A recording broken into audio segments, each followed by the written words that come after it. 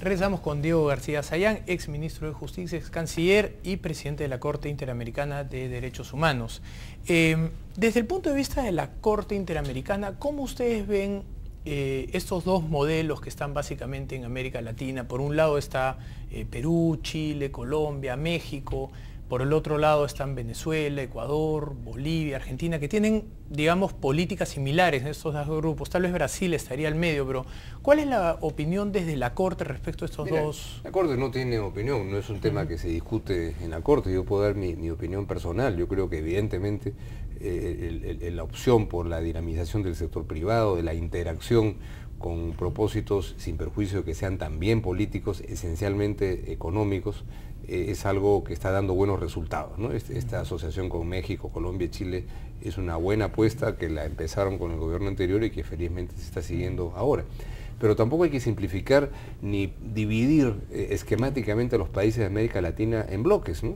Yo creo que lo que está pasando en Ecuador es interesante. Yo he estado en Ecuador, he recorrido las carreteras del Ecuador y realmente la infraestructura de ese país en 5 años ha cambiado de manera radical. ¿No te preocupa, mejor dicho, los problemas institucionales en cuanto a libertad de prensa, una tercera reelección? Bueno, ¿eso no va a afectar eventualmente pero digamos, vamos a los bloques, país, ¿no? Porque reelección hay en otros países, hay en Colombia también, o sea, la reelección... Pero dentro de la Constitución. Per se depende, bueno, también en los demás países han cambiado la Constitución, como se cambió en Colombia, ¿no? Pero vamos a la parte económica, en donde decir, bueno, los países ALBA siguen un modelo, yo diría, relativo. En Ecuador, uno de los conflictos que tiene el gobierno ecuatoriano es con sectores sociales y de izquierda que le dicen que está vendiendo al país por la inversión en minería sí, y básicamente en petróleo, ¿no?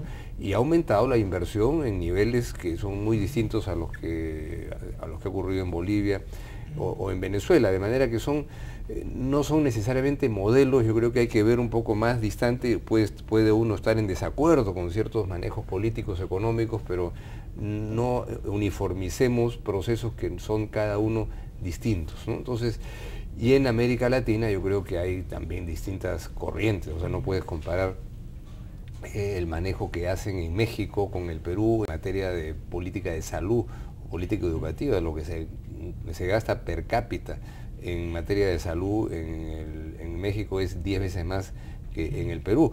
¿Y eso es un modelo distinto? No, simplemente es un proceso evolutivo que ha resultado así. Pero mira, por encima de esto yo creo que hay en América Latina los dramas de siempre, pero un problema importante que hoy día toca la puerta de manera sangrienta en algunas sociedades como México, Colombia, nunca se fue, y se asoma felizmente más distante en el Perú, que es el tema del crimen organizado, de la violencia delincuencial. Y el narcotráfico, ¿no? Y el narcotráfico, ¿no?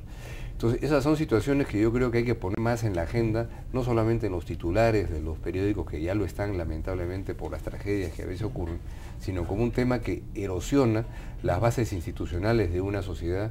No solamente genera inseguridad, sino genera incredulidad en que cumpliendo las reglas y aplicando la ley se pueden resolver los problemas del país, y que más bien a veces aplicando la justicia por mano propia se puede resolver. Justamente sobre eso me gustaría hacerte la última pregunta, porque lamentablemente se nos acaba el tiempo.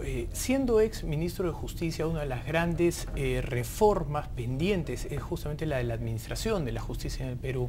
Un economista chileno, Sebastián Edwards, que estuvo hace poco en Perú, calculaba que la baja calidad de las instituciones peruanas le costaban al Perú más o menos 3 puntos de crecimiento anual.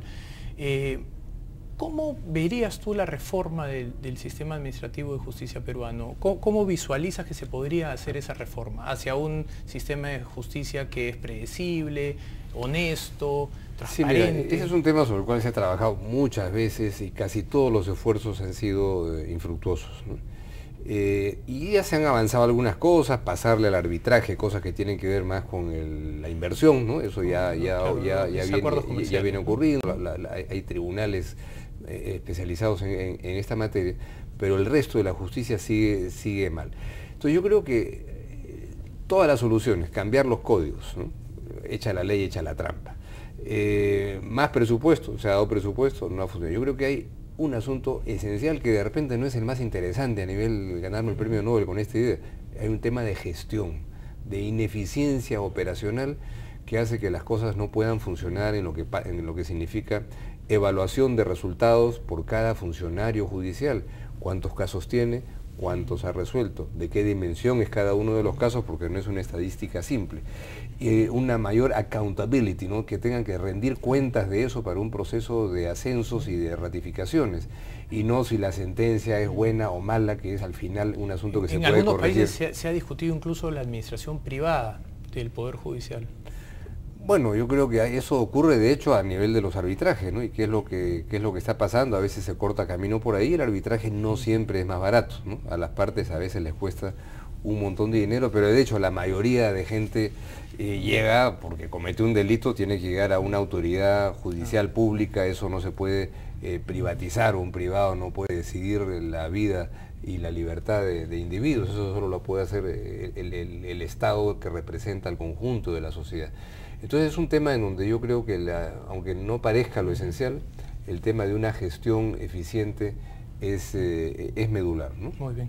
Te agradezco muchísimo por la visita, esperamos tenerte próximamente. Encantado, te felicito por tu programa y gracias por la invitación, Juan José. Bien, bien, vamos a una pausa final y regresamos.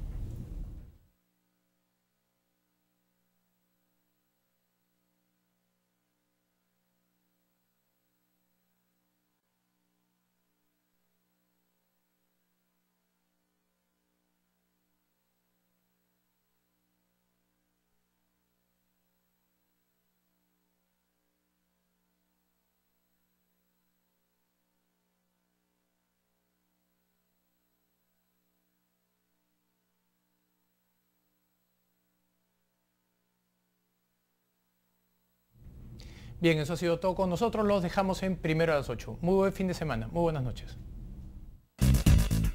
Vive conectado con BBM BlackBerry de Claro.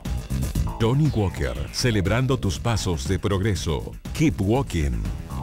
ESAN, camino a los 50 años. Con tu préstamo Scotiabank, llévate una tablet.